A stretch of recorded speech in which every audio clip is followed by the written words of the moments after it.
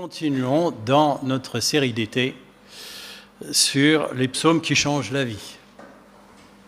Et ce matin, je voudrais vous parler d'un sujet qui effectivement a changé ma vie, qui est reflété dans au moins 2 psaumes, sinon d'autres, ainsi que de nombreux passages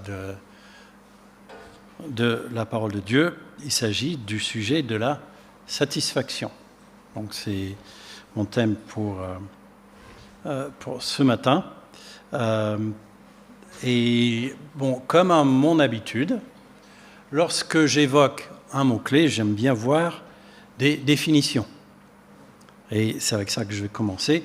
Dans le Larousse en ligne, on trouve plusieurs définitions pour le mot satisfaction, dont une que je trouve très pertinente: contentement, joie, résultant en particulier de l'accomplissement d'un désir ou d'un souhait, éprouver une vive satisfaction. Alors, voilà 2 mots de synonymes peut-être ou de résultats de la satisfaction, le contentement et même la joie. On trouve ces mots de nombreuses fois dans la parole de Dieu et je trouve particulièrement intéressant qu'elles sont très liées à l'idée de la satisfaction. Je ne vous apprends rien en vous disant que la société occidentale et l'économie de marché soulignent et encouragent l'insatisfaction. Justement, tout à l'heure, en discutant avec Michael, il m'a rappelé la vieille chanson des Rolling Stones, n'est-ce pas? « I can't get no satisfaction ». Je n'arrive pas à avoir de la satisfaction. D'ailleurs, le but de la publicité, c'est de nous dire de ne pas être satisfait sans le produit en question. Nous sommes bombardés de toutes parts par des messages qui nous disent « Ah ben, nos enfants ne seront jamais contents sans le dernier jeu électronique », que ma femme ne sera jamais comblée sans le parfum au grand nom, et que ton mari ne sera jamais heureux sans le tout dernier téléphone portable, n'est-ce pas? Tout ça pour nous dire de ne pas être satisfait tel que nous sommes avec ce que nous avons. Intéressant. Alors, est-ce que vous pensez que c'est un phénomène récent de notre 21e siècle et surtout poussé par la publicité? Non. C'est une question qui est déjà très ancienne, à tel point que des auteurs et des philosophes non-croyants en ont parlé. Alors moi, j'aime beaucoup les citations, et on va en regarder quelques-unes à notre sujet. Socrate a dit « Le plus riche est celui qui est content avec le moins. Il est bien payé, celui qui est bien satisfait. » Et Nicolas Boileau, qui est un écrivain du XVIIe siècle, qui vit content de rien, possède toute chose. Intéressant. Alors, citation d'un inconnu: si tu n'es pas satisfait avec peu, tu ne seras pas satisfait avec beaucoup. Alors là, il y a une grande sagesse là-dedans, je trouve. Et l'homme content n'est jamais pauvre, le mécontent n'est jamais riche. Alors, pourquoi est-ce que je vous cite plein d'auteurs séculiers? Ce n'est pas parce que j'estime que la Bible n'est pas assez intéressante, qu'elle n'a pas grand-chose à dire sur le sujet. Au contraire. Mais c'est plutôt parce que des personnages tels que Socrate et Shakespeare, s'ils parlent de la satisfaction et de l'insatisfaction, c'est que c'est un besoin et un souci universel et de tout temps. Ok, maintenant regardons ce que les psaumes en ont à dire. Alors, je vais citer 2 psaumes de David ce matin, en commençant avec le psaume 33, et nous allons regarder les versets 1 à 4. Ne t'irrite pas contre les méchants, ne jalouse pas ceux qui font le mal, car rapidement, comme l'herbe au champ, ils seront fauchés, ils se faneront comme la verdure. Mets en l'Éternel toute ta confiance. Fais ce qui est bien, et dans le pays, tu demeureras, et tu jouiras de pâturage en sécurité. En Dieu, mets ta joie, et il comblera les vœux de ton cœur. Très intéressant. Bon, David commence en disant « ne jalouse pas ». Et il parle des méchants et du fait de faire le mal. Alors, je ne pense pas qu'il implique que nous, tous, on soupire après la possibilité de faire du mal et qu'on est jaloux de ceux qui le font. Je ne pense pas que c'est ça qu'il veut dire.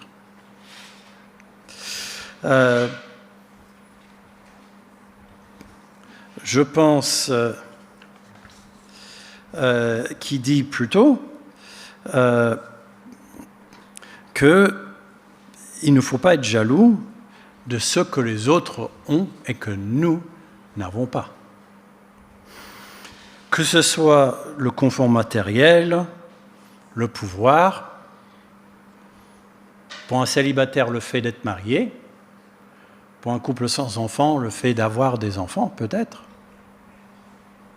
Que sais-je? D'ailleurs, la comparaison, c'est un piège qui mène très souvent à la jalousie. Pourquoi ça? Parce qu'on trouvera toujours quelqu'un qui a mieux que nous. Quelqu'un qui a un meilleur travail, mieux payé, un meilleur logement, des enfants plus obéissants ou qui ont de meilleures notes à l'école. La comparaison a tendance à miner notre satisfaction. Alors, qu'est-ce que David dit de faire à la place? Mets en l'Éternel toute ta confiance. Fais ce qui est bien, et dans le pays tu demeureras, et tu jouiras de bons pâturages en sécurité. En Dieu, mets ta joie, et il comblera les vœux de ton cœur. Bon, première grande consigne que David donne, mets toute ta confiance en Dieu. C'est même une des bases de la vie chrétienne, n'est-ce pas? Placer notre confiance en Dieu dans le fait qu'il nous aime, qu'il veut le meilleur pour nous et qu'il est capable de tout mettre en œuvre pour s'occuper de nous. David continue avec une consigne peut-être voisine ou peut-être simplement des détails supplémentaires sur sa première consigne. Mets ta joie en Dieu. Et qu'est-ce qu'on voit comme résultat? Il comblera les vœux de ton cœur. Est-ce qu'il peut y avoir une plus grande satisfaction que d'avoir les vœux de notre cœur comblés?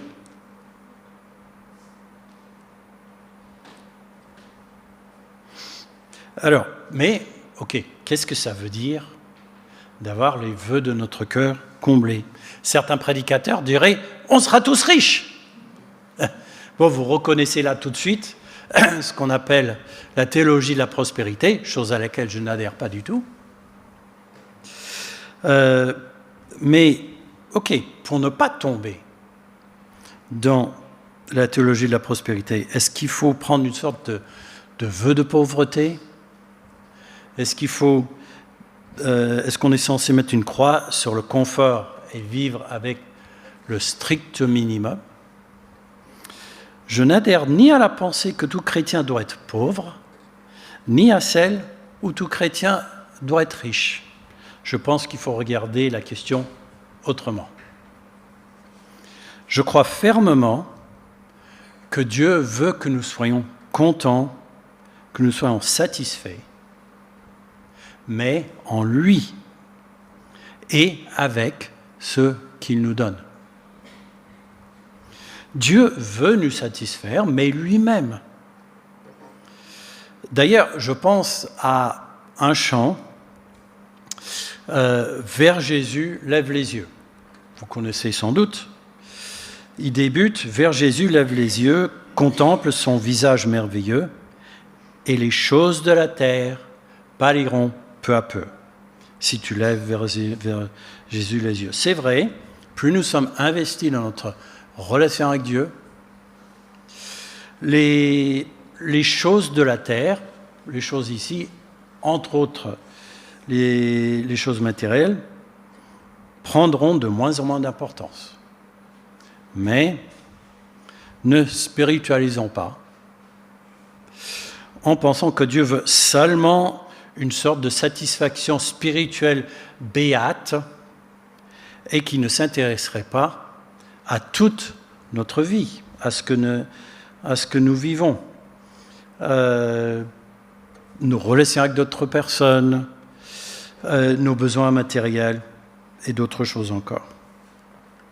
Il y a un autre chant que je trouve intéressant, qui est aussi une citation de Jésus, c'est un verset que vous connaissez certainement aussi. « Cherchez d'abord le royaume de Dieu et sa justice, et toutes ces choses vous seront données en plus. » Alors, ce que je trouve intéressant là-dedans, c'est ce que Jésus ne dit pas.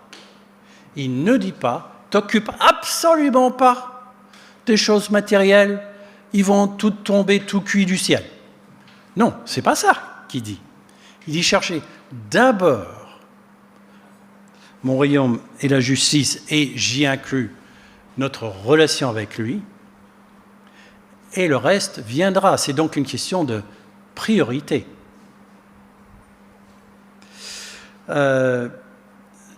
Si la priorité, c'est notre relation avec Dieu, si ça, c'est le plus important pour nous, Dieu pourvoira à nos autres besoins, et même, à mon avis, nous donnera la satisfaction. Ok, on a un autre psaume dont je veux regarder des extraits. Là, c'est le psaume 103, encore de David. Regardons ce qu'il dit. « Que tout mon être bénisse l'Éternel. Que tout ce que je suis bénisse le Dieu saint. Que mon être bénisse l'Éternel, sans oublier aucun de ses bienfaits. Car c'est lui qui pardonne tous tes péchés, c'est lui qui te guérit de toute maladie, qui t'arrache à la tombe, c'est lui qui te couronne d'amour, de compassion, c'est lui qui te comble de bonheur tout au long de ton existence, et ta jeunesse comme l'aigle prend un nouvel essor. »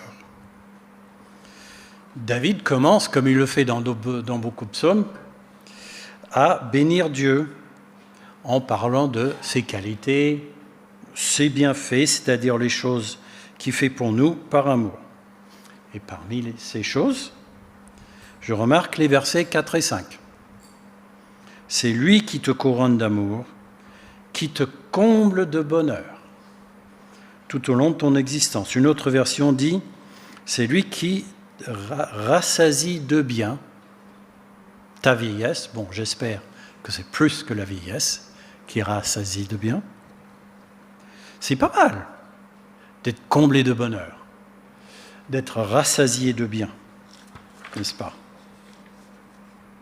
Ok, on a vu que Dieu est la source de notre satisfaction. Enfin, en tout cas, Dieu veut être notre source de satisfaction. Il veut que nous soyons satisfaits en lui. Mais que se passe-t-il si on n'est pas satisfait? Si nous sommes insatisfaits, c'est plus ou moins comme si nous disons à Dieu qui ne s'occupe pas assez bien de nous, que ce qu'il nous donne n'est pas suffisant. Dans le fond, que Dieu lui-même n'est pas satisfaisant pour nous. Et dans le fond, si nous ne sommes pas satisfaits, nous disons que nous savons mieux que Dieu qu'est-ce qui est bon et satisfaisant. Nous venons de lire « qui nous rassasie de bien » ou une autre version anglaise très connue que je retraduis qui dit « il satisfait nos désirs de bonnes choses ». Ok, mais c'est quoi ces bonnes choses ? Je suppose que ces bonnes choses ne sont pas toujours ce que nous voulons ou ce que nous imaginons. Et j'ai un exemple de notre vie, à Jeannette et moi, qui date d'il y a assez longtemps, où nous avons demandé une chose et Dieu nous a donné une autre. On était jeunes mariés, on était installés en France depuis relativement peu, dans un village un peu moyennement desservi par les transports, et on a ressenti de plus en plus le besoin d'une voiture. Mais on n'en avait pas trop les moyens. On était en visite.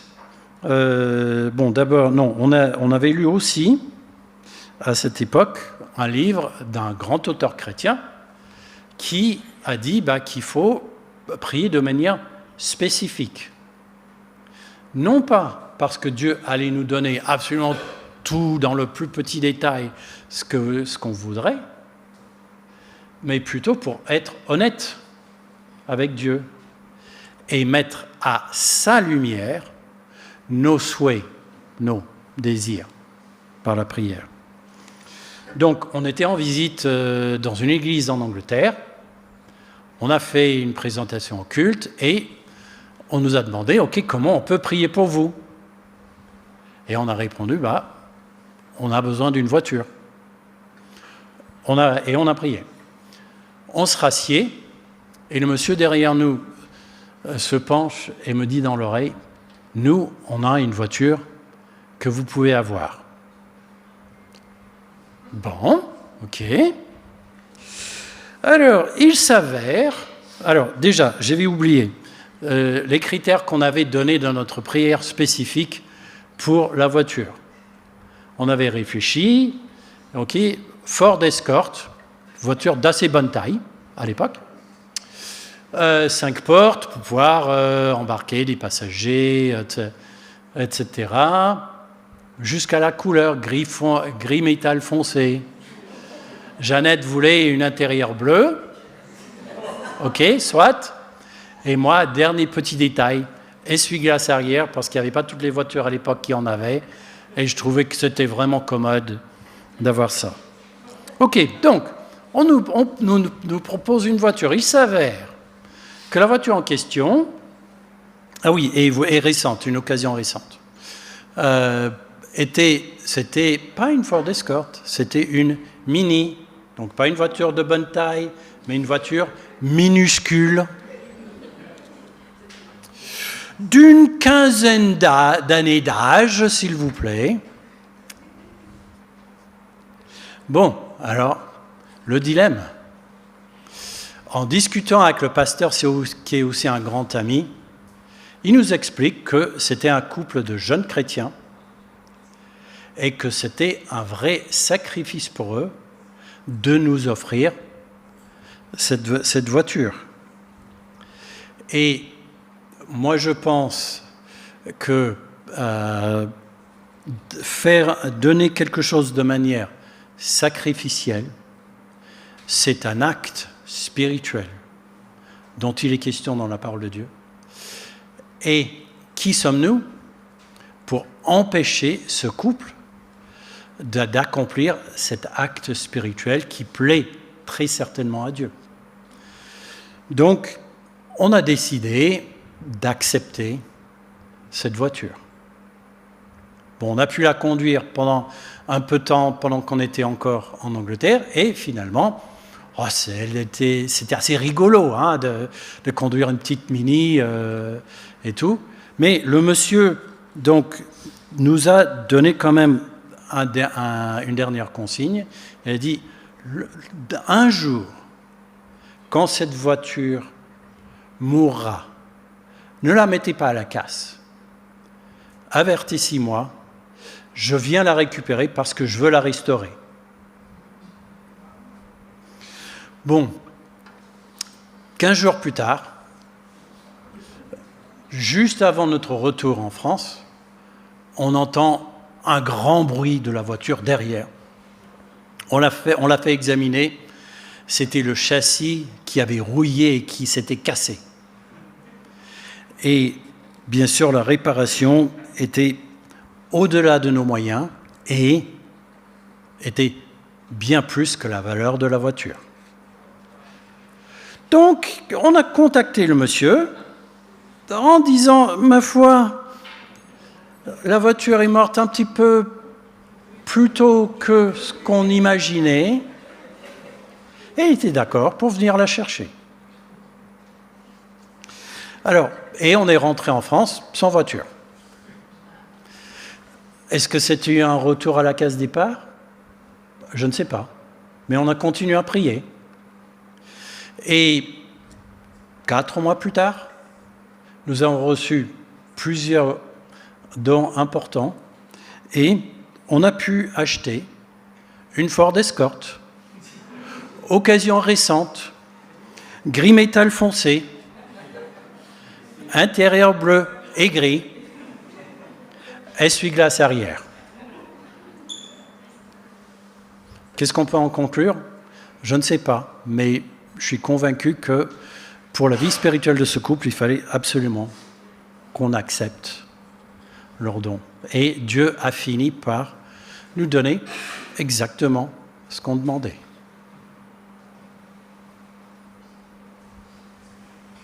Ok, revenons-en à nos moutons.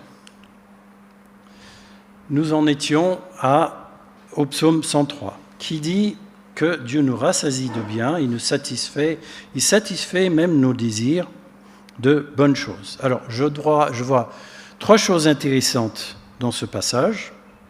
Premièrement, c'est Dieu nous comble, il satisfait nos désirs, il s'intéresse à nos désirs, à notre satisfaction. Nos désirs ne sont pas forcément mauvais, pécheurs à éviter. Dieu veut nous satisfaire. Et on ne parle pas là du strict minimum vital, mais des désirs d'être rassasié, d'être satisfait.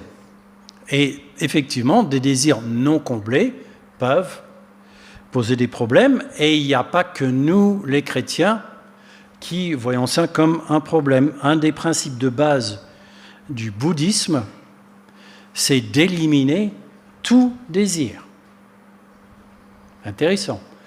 On comprend l'idée, mais dans le fond, je pense qu'il s'agit de jeter le bébé à l'eau du bain, n'est-ce pas? Alors, je ne suis pas en train de dire que Dieu veut ou va combler chaque petit souhait ou pensée. Ce serait une exagération de ce principe. Mais je suis convaincu que Dieu veut nous combler, il s'intéresse à notre satisfaction. Deuxième chose que je vois là, Dieu nous satisfait avec de bonnes choses. Alors, les bonnes choses, on peut voir ça sans doute de plusieurs manières différentes. On peut comprendre ça comme des choses pour notre bien. Des brocolis au lieu du chocolat. Bon, oui, on pourrait voir de cette manière, mais le passage parle quand bien même d'être rassasié, d'être comblé, d'être satisfait. Moi, je vois ça de manière plus positive. C'est avec de bonnes choses que Dieu nous rassasie. Pas toujours les choses que j'avais demandées ou que je croyais vouloir, mais avec des choses qui sont les meilleures pour moi et qui sont foncièrement bonnes. Pour moi, c'est comme une garantie. Si je demande une chose et qu'il m'en donne une autre, c'est un surclassement gratuit. Et finalement, ce que Dieu me donne me satisfera. Troisième chose que je vois là, c'est Dieu qui nous satisfait. C'est Dieu qui comble. C'est peut-être pour ça que Dieu nous a permis d'avoir des désirs, qui ne nous dit pas d'éliminer tous les désirs pour nous pousser à aller vers lui pour que nos désirs soient comblés. Dieu est notre source, il veut être reconnu comme notre source. Il nous donne non seulement ce dont nous avons besoin, mais aussi nous satisfait avec de bonnes choses. Et justement, si on veut plus, il faut aller vers Dieu, parce qu'il y a toujours plus de Dieu, n'est-ce pas? C'est là une clé au contentement, de prendre l'habitude d'aller vers Dieu pour notre satisfaction. Ok, récapitulons. Selon le psaume 33,